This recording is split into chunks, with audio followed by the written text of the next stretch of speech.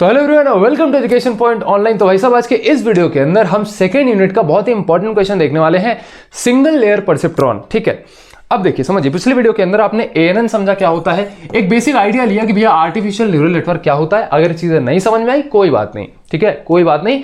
एक introductory video थी आपको बताने के लिए कि भैया एएनएन क्या होता है, कैसे रिलेटेड होता है ह्यूमन न्यूरल नेटवर्क से, तो वो चीज मैंने आपको समझा दी थी। बाकी आपको पता है कि भैया एक आर्टिफिशियल न्यूरल नेटवर्क के अंदर हिडन लेयर्स होती हैं। क्या होती है भैया? Hidden layer. समझो वो जो समेशन वाला पार्ट होता था प्लस जो एक्टिवेशन फंक्शन वाला पार्ट होता था, ये दोनों मिलके एक हिडन लेयर बना रहे हैं। क्या बना रहे भैया? एक हिडन लेयर बना रहे हैं। अगर एक सिंगल हिडन लेयर है किसी भी आर्टिफिशियल न्यूरल नेटवर्क के अंदर, तो उसे कहते हैं सिंगल लेयर परसेप्ट्रॉन। क्या कहते हैं भैया? सिंगल लेयर परसेप्ट्रॉन कहते हैं। लेकिन अगर एक से ज्यादा हिडन लेयर्स हों तो उसे हम कहते हैं मल्टीपल लेयर परसेप्ट्रॉन या मल्टी लेयर परसेप्ट्रॉन। तो आज के इस वीडियो के अंदर हम सिंगल लेयर परसेप्ट्रॉन देखने वाले हैं, आगे की किसी वीडियो में हम देखने वाले हैं मल्टी लेयर परसेप्ट्रॉन। ठीक है, समझो। अब ये जो सिंगल लेयर परसेप्ट्रॉन होता है, ये वही आर्टिफिशियल न्यूरल नेटवर्क है जिसके बारे में आपने प्रीवियस वीडियो में देखा। तो पहले हम एक काम करते हैं, इसको समझते हैं कि इसकी टोटल वर्किंग कैसे होती है, और उसके बाद हम इसको प्रॉपर नोट करेंगे।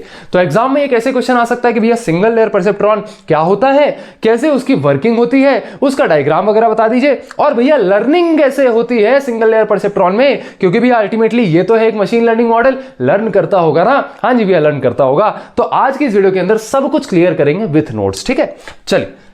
तो सबसे पहले ये जो डायग्राम है, इसकी मदद से मैं आपको समझाता हूं कि सिंगल लेयर परसेप्ट्रॉन क्या होता है। ठीक है, यहां पर ये जो सिंगल लेयर है ना, ये सिंगल लेयर इतनी है, दिस इज अ लेयर। ये आपकी एक हिडन लेयर है। क्या है भैया? हिडन लेयर है। ठीक है, हिडन लेयर के अंदर दो पार्ट्स हैं, एक भैया आपका समेशन और दूसरा भैया आपका एक्टिवेशन फंक्शन। तो आप समझिए क्या होता है कि ये जो हमारे इनपुट्स हैं, जो हमने मशीन लर्निंग मॉडल को दिए फॉर ट्रेनिंग, ये हो गए आपके x1 x2 और टिल xn। भैया total n number of inputs हैं, 1000 हो सकते हैं, 2000 हो सकते हैं, तो उसे हमने xn से डिनोट कर दिया। तो ये हो गए आपके इनपुट्स x1 x2 x3 और xn तक वो चले गए, राइट। अब हर इनपुट के साथ एक वेट एसोसिएटेड होता है। अब ये वेट क्या होता है भैया? वेट बता दो। पिछले वीडियो में नहीं समझ में आता कि भैया वेट क्या होता है, वेट बता दो, वेट क्या होता है। समझो, अगर आप एग्जाम दे रहे हैं, कोई भी एग्जाम दे रहे हैं, ठीक है, अब जो आपके मार्क्स आने वाले हैं, मैं एक एमएल मॉडल बनाना चाहता हूं जो आपके मार्क्स कैसे आएंगे वो प्रेडिक्ट करके दे दे। ठीक है, तो अब उसे मैं इनपुट क्या देता हूं कि भैया आपने पढ़ाई कितनी की, आपने रिवीजन कितनी बार किया, ये इनपुट्स हैं। x1 हो गया कि आपने पढ़ाई कितनी की, x2 हो गया कि भैया आपने रिवीजन कितनी बार किया, x3 हो गया कि भैया आप सोए कितने घंटे। ठीक है, x4 हो गया कि भैया अपनी गर्लफ्रेंड से आपने कितनी देर बात करी। तो ये आपके इनपुट्स हो गए। ये इनपुट्स मैंने मशीन लर्निंग मॉडल को दिए और वो प्रेडिक्ट करके बताएगा कि आपके एग्जाम में मार्क्स कितने आने वाले हैं। तो जैसा कि मैंने आपको कहा कि x1 था कि आपने कितने घंटे पढ़ाई की, और मान लीजिए कि x4 था कि आप कितने घंटे सो रहे हैं। समझिए, जो x1 होगा कि आपने कितने आवर्स पढ़ाई की, और x4 हो गया कितने आवर्स स्लीप, कितने आवर्स आप सोए। दोनों में से क्या इंपॉर्टेंट है भैया? मार्क्स को प्रेडिक्ट करने के लिए दोनों में से क्या इंपॉर्टेंट है भैया? सोना इंपॉर्टेंट है। हाँ जी भैया, अच्छे मार्क्स लाने के लिए सोना इंपॉर्टेंट है, लेकिन सोने से ज्यादा इंपॉर्टेंट है कि आपने कितने घंटे पढ़ाई की। तो अगर मैं मॉडल को बताना चाहता हूं कि एमएल मॉडल भैया ये जो कितने घंटे पढ़ाई की, इसका वेटेज ज्यादा रखना, इसका इंपॉर्टेंस ज्यादा रखना, इसके बेसिस पर ज्यादा प्रेडिक्शन का जो है रुख मोड़ना, प्रेडिक्शन को इसके बेसिस पर ज्यादा रिलाय करना रादर देन इसके बेसिस पे कि भैया आप कितने घंटे सोए।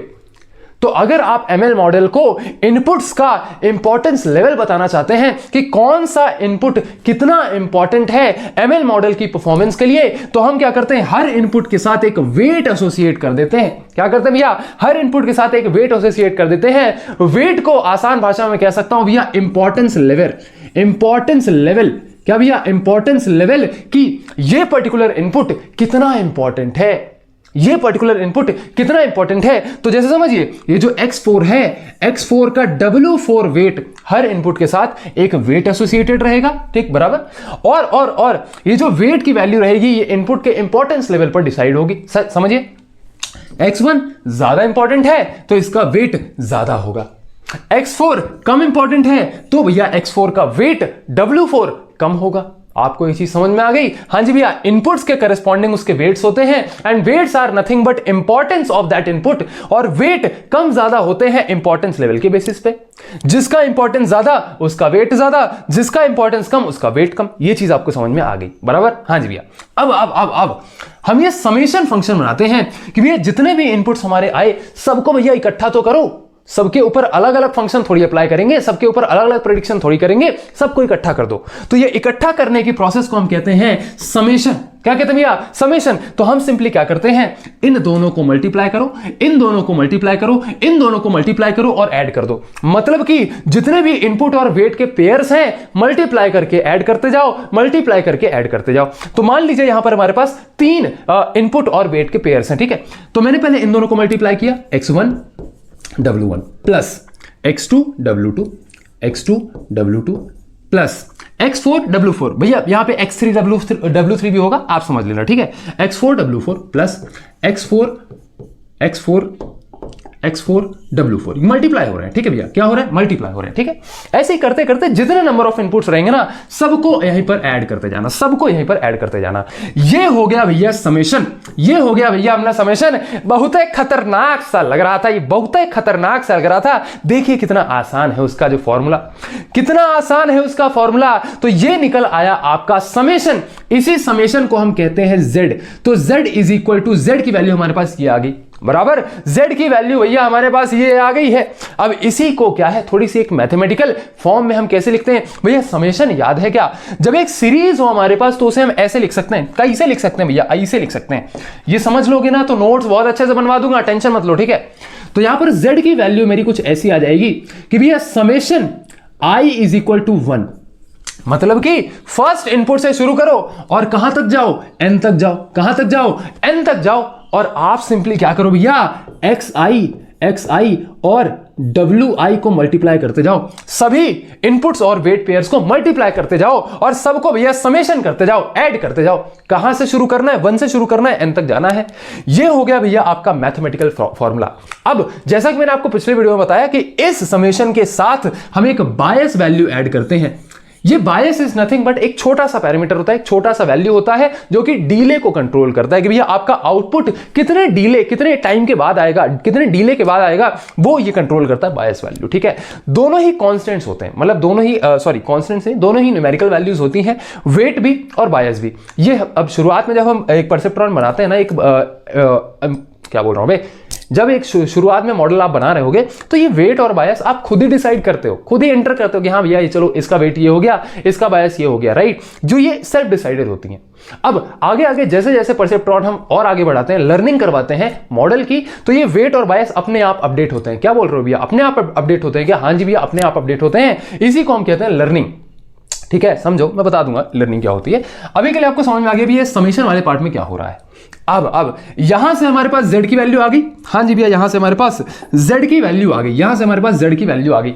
अब इस z को एक प्रॉपर फंक्शन बनाने के लिए, क्योंकि भैया फंक्शन पे ही तो मॉडल परफॉर्म करेगा, फंक्शन पे ही तो मॉडल प्रेडिक्ट करेगा, linear function, non linear function, समझ में आया ना? रिग्रेशन, क्लासिफिकेशन, है ना याद? तो भैया ये फंक्शन जो होता है ना, यही आपका होता है एक्टिवेशन फंक्शन। तो ये जो z की वैल्यू आई, अगर इसी z पे मैं एक फंक्शन अप्लाई कर दूं तो ये हो जाता है आपका एक्टिवेशन फंक्शन। अब ये एक्टिवेशन फंक्शन आता है एग्जाम के अंदर इन डेप्थ, मैंने एक प्रॉपर वीडियोस बना रखी हैं, आप प्लेलिस्ट पे जाके चेकआउट कर सकते हैं, ठीक है भैया? तो ये हो गया आपका एक्टिवेशन फंक्शन। ये z की वैल्यू पर एक फंक्शन अप्लाई करते हैं, यही फंक्शन होता है आपका एक्टिवेशन फंक्शन। और इसी फंक्शन की मदद से, क्योंकि भैया यही फंक्शन होता है ग्राफ प्लॉट, ठीक है? इसी फंक्शन के बेसिस पर हम आउटपुट प्रेडिक्ट कर रहे होते हैं। This is the working, this is the flow of a single layer perceptron. क्या मेरी बात आपको समझ में आई? हाँ जी भैया, आपकी बात हमें समझ में आ चुकी है कि एक सिंगल लेयर परसेप्ट्रॉन का इनपुट से लेकर आउटपुट तक क्या प्रॉपर फ्लो होता है, क्या प्रॉपर वर्किंग होती है, बराबर? तो भैया ये सभी चीजें हैं। अब आप समझिए, मुझे आप एक चीज बताइए कि भैया इनपुट तो कांस्टेंट है, इनपुट अगर कांस्टेंट है तो आउटपुट किस पर डिपेंड कर रहा है भैया, वेट्स और बायस पर डिपेंड करता है। अब होता क्या है कि जब एमएल मॉडल बना रहे होते हैं ना, तो शुरू में हम लेट सपोज सभी वेट्स को 0 रख देते हैं, सभी बायसेस को 0 रख देते हैं, या रैंडमली किसी भी नंबर से शुरू कर देते हैं, ठीक है। बट धीरे धीरे क्योंकि ये वेट ही रिस्पॉन्सिबल होते हैं आउटपुट के प्रेसिशन पर, मतलब कि आउटपुट कितना प्रेसाइज रहेगा, जो प्रेडिक्ट किया है ना मॉडल ने आउटपुट, ये कितना प्रेसाइज रहेगा, ये डिपेंड करता है वेट्स पर। तो परसेप्ट्रॉन मॉडल लर्निंग करता है, क्या करता है भैया, लर्निंग करता है कि उसने आउटपुट प्रेडिक्ट किया, ठीक है, आउटपुट प्रेडिक्ट किया। अब हमारे पास टेबल होती है, क्या होती है भैया, हमारे पास टेबल होती है, हमारे पास टेबल होती है, याद है ना, इंडिपेंडेंट डिपेंडेंट वेरिएबल। तो यहां पर x1 के करेस्पॉन्डिंग क्या y1 आना चाहिए वो हमारे पास लिखा होता है, x2 इनपुट पे क्या y2 आना चाहिए, क्या आउटपुट आना चाहिए वो लिखा होता है। तो ये जो सभी आउटपुट्स हैं ये है आपके एक्चुअल आउटपुट्स, क्या है भैया, एक्चुअल आउटपुट्स। और ये जो मॉडल ने प्रेडिक्ट करके आपको आउटपुट दिया है ये है आपका प्रेडिक्टेड आउटपुट। तो प्रेडिक्टेड आउटपुट और एक्चुअल आउटपुट के बीच में जो डिफरेंस है इसे हम कहते हैं एरर। क्या कहते हैं भैया, एरर। क्या कहते हैं भैया, एरर। क्या कहते हैं भैया, एरर। एरर वैसे समझ लो, उसके बाद नोट्स तो मैं दे ही दूंगा, समझ लो, नोट्स मैं दे दूंगा, टेंशन नहीं लेना है, ठीक है। इसे हम कहते हैं भैया एरर। क्या कहते हैं भैया, एरर। अब हमें कुछ ना कुछ करके इस एरर को रिड्यूस करना है। क्या करना है भैया, हमें कुछ ना कुछ करके इस एरर को रिड्यूस करना है। कैसे करेंगे रिड्यूस, कैसे करेंगे रिड्यूस, बाय अपडेटिंग वेट और बायस की वैल्यू। वेट और बायस की वैल्यू आप एडजस्ट करेंगे। मान लीजिए पहले वेट 2 था तो इसको 4 करके देखा, कि 4 करके देखा एरर कम हुआ या ज्यादा हो गया।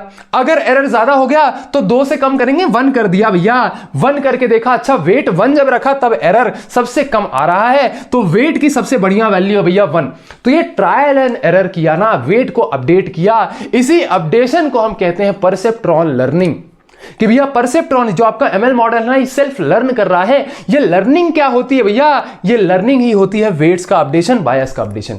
तो वेट्स को अपडेट करते हैं, एडजस्ट करते हैं और वेट की एक परफेक्ट वैल्यू निकाल करके रखते हैं। सभी वेट्स के लिए होता है, ठीक है, सभी वेट्स की एक वैल्यू निकाल करके रखते हैं, जो वैल्यू रखने पर आपका मॉडल सबसे प्रेसाइज आउटपुट दे रहा है, मतलब सबसे कम एरर वाला आउटपुट दे रहा है।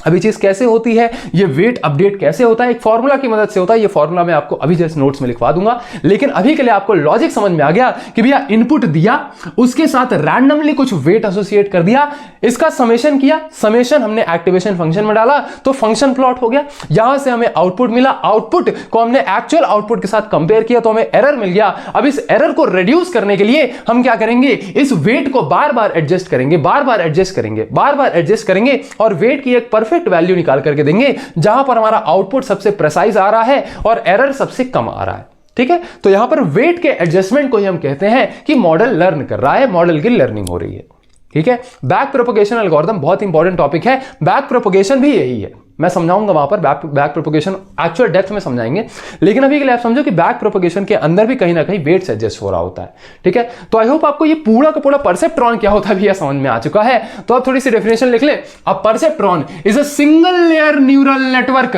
दैट टेक्स मल्टीपल इनपुट्स है भैया, applies weights and adds bias. तो भैया वेट्स अप्लाई किए और बायस ऐड कर दिया and passes the result through an activation function. हाँ जी भैया एक्टिवेशन फंक्शन, ये रहा हमारा एक्टिवेशन फंक्शन, यहां पे हमने पास किया टू प्रोड्यूस एन आउटपुट, एक आउटपुट को प्रोड्यूस करने के लिए। तो ये है आपका एक सिंगल लेयर परसेप्ट्रॉन की डेफिनेशन। तो डेफिनेशन नोट करेंगे, ये डायग्राम नोट करेंगे, थोड़ा इरेज कर दूंगे, हाँ जी भैया थोड़ा इरेज कर दो, बहुत गोच पोच लग रहा है भैया, बहुत गंदा गंदा सा लग रहा है, थोड़ा इरेज कर दोगे ना भैया तो सुंदर लगने लगेगा। कैसा लगने लगेगा भैया, सुंदर लगने लगेगा, ठीक है।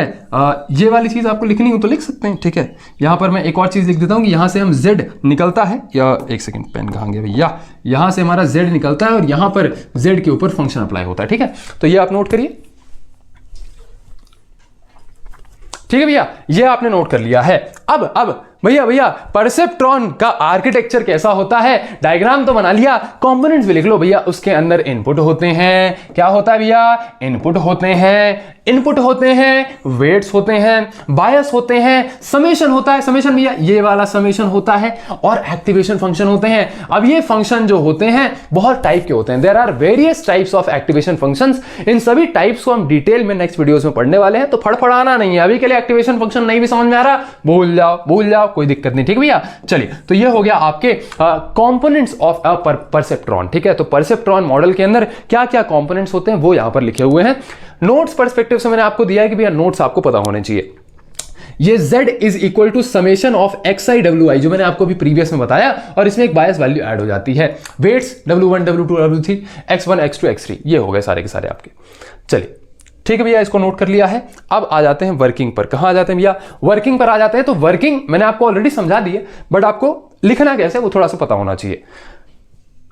तो हमने सिंपली क्या किया, सबसे पहले वेट्स और बायस को इनिशियलाइज किया। तो वेट्स और बायस शुरू में स्मॉल रैंडम वैल्यूज होती हैं या फिर जीरो से इनिशियलाइज कर देते हैं। मतलब जितने भी वेट्स हैं या तो उन्हें जीरो लिख दो या फिर रैंडमली कुछ 0.01 1 2 3 कुछ भी कोई भी रैंडम वैल्यू जो है वेट्स की हम रख देते हैं, ठीक है, क्योंकि बाद में अपडेट करके उसको सही वैल्यू पे ले आएंगे। अभी के लिए हम रैंडमली इसको इनिशियलाइज कर देते हैं। फिर उसके बाद करते हैं इनपुट का मल्टीप्लीकेशन। तो इनपुट XI और WI का मल्टीप्लिकेशन होता है, तो वेट्स और इनपुट्स का मल्टीप्लिकेशन होता है। और फिर हम सबको भैया सभी जो मल्टीप्लिकेशन आए XI और WI के सबका समेशन कर देते हैं, सबको ऐड कर देते हैं, जैसा कि मैंने यहां पर लिखा है। इस चीज को हम ऐसे भी लिख सकते हैं कि भैया Z is equal to summation I is equal to 1, यहां पर N और XI WI और plus B।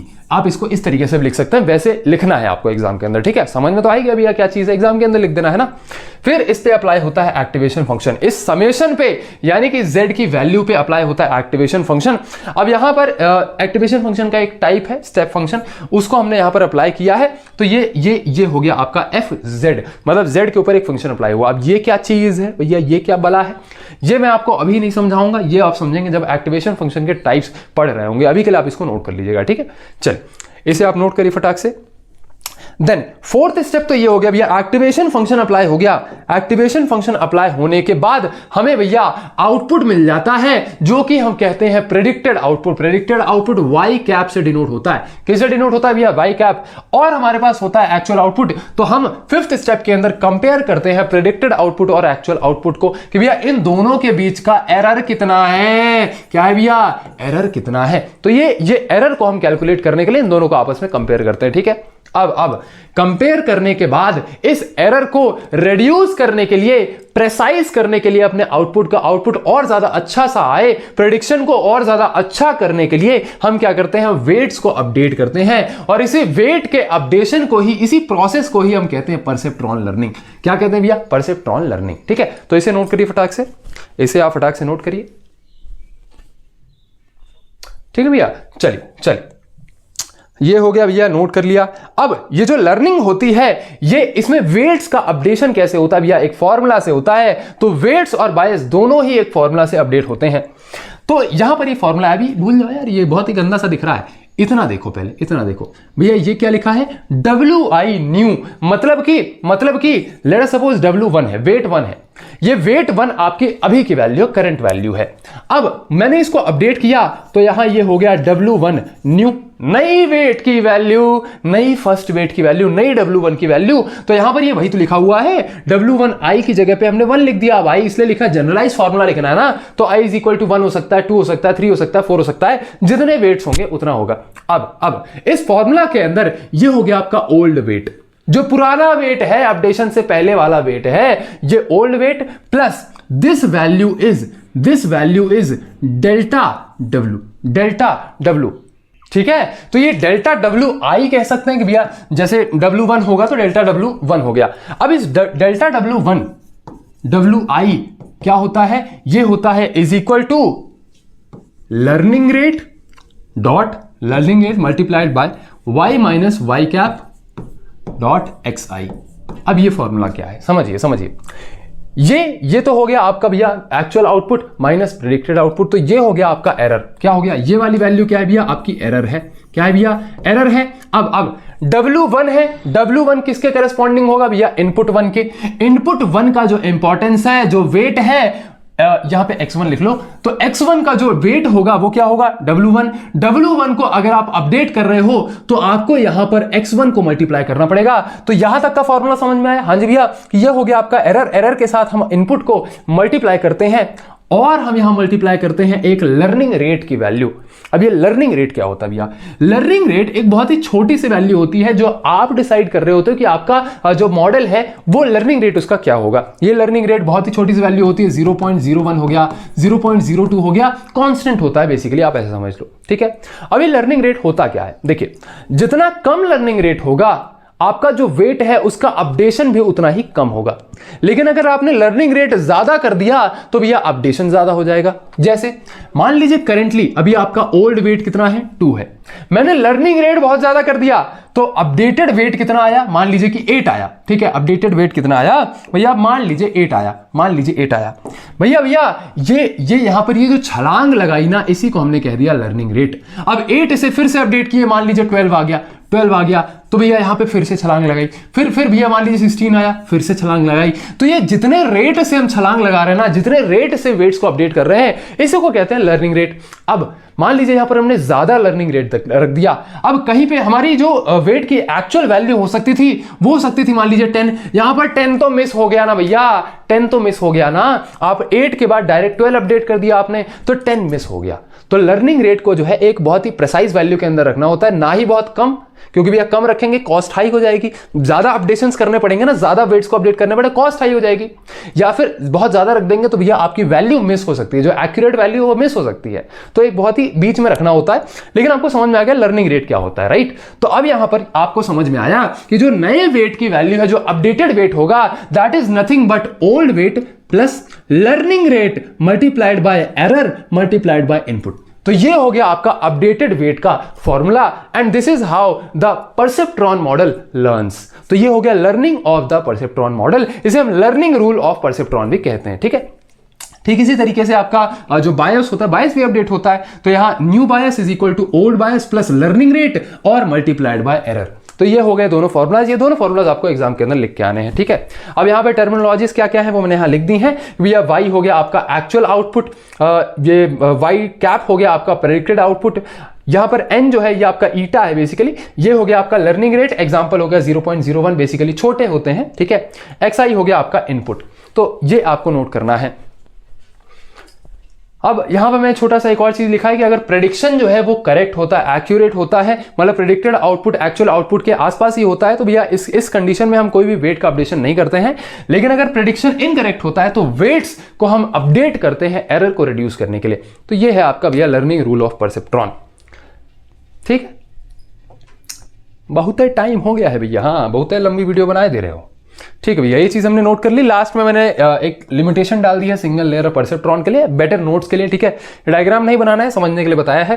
Can not solve non linearly separable problems. अभी जो एमएल मॉडल्स हैं एक्चुअली कर क्या रहे हैं भैया? ये हैं तो वही रिग्रेशन क्लासिफिकेशन मॉडल्स ही, कि भैया इनको आप 2 टाइप ऑफ इनपुट्स देंगे, भैया सेव की फोटो दी और संतरे की फोटो दी, तो ये डिवाइड करेगा कि अच्छा सेव ये रहे, संतरे ये रहे, राइट। ये है तो एक्चुअल एमएल मॉडल्स ही। तो यहां पर नॉन लीनियरली सेपरेबल प्रॉब्लम्स के ऊपर सिंगल लेयर परसेप्ट्रॉन बहुत अच्छे से काम नहीं कर पाता। ये नॉन लीनियरली सेपरेबल प्रॉब्लम्स क्या होती हैं? मान लीजिए ग्राफ है, ये ग्राफ के ऊपर ये जो आपके रेड पॉइंट्स हैं ये हो गए आपके सेव, और ये जो आपके ब्लू पॉइंट्स हैं ये मान लीजिए हो गए भैया संतरा। संतरा भैया ब्लू कलर का होता है कि हाँ जी भैया मेरा संतरा क्या होता है? संतरा ब्लू कलर का होता है आज के बाद, ठीक है। तो यहां पर ये ऐसे इस तरीके से प्लॉट किया गया है सेव और संतरे की इमेजेस, सच दैट कि इसकी जो बाउंड्री बन रही है वो नॉन लीनियर बाउंड्री, मतलब इन दोनों को जब हम सेपरेट कर रहे हैं आपस में तो ये नॉन लीनियर बन रहा है। तो ये जब ये नॉन लीनियर सेपरेशन की बात आ जाती है तो ये नॉन लीनियर सेपरेशन बाउंड्री ये भैया आपका जो सिंगल लेयर परसेप्ट्रॉन है ये नहीं कर पाता है। लेकिन जहां बात आती है कि भैया सीधे सीधे एक जो है बाउंड्री ड्रॉ कर देनी है, ये क्लासिफाई कर दिया कि अच्छा इधर साइड सेव है उधर साइड संतरे हैं, तो भैया ये हो गया आपका सिंगल लेयर परसेप्ट्रॉन का जो है रीजन, कि single layer perceptron linearly separable जो आपके प्रॉब्लम्स होते हैं, जो डेटा होता है उन पे अच्छे से काम करता है। लेकिन जहां पर नॉन लीनियरिटी आ जाती है वहां पे अच्छे से काम नहीं कर पाता है। तो ये हो गया इसकी लिमिटेशन भैया, इसे भी आपको लिखना है। ये डायग्राम आप बनाना चाहो तो सेव संतरे की बना सकते हो, वरना कोई भी भैया इसको रेकमेंड नहीं करूंगा मैं, ठीक है। चलिए ये समझाने के लिए बस बना दिया था। चलिए भैया मिलते हैं आपके नेक्स्ट लेक्चर के अंदर, तब तक के लिए चीजों को रिवाइज करिए, नोट्स बहुत अच्छे से बनाइएगा, अपना ध्यान रखिएगा। आपका बहुत बहुत धन्यवाद।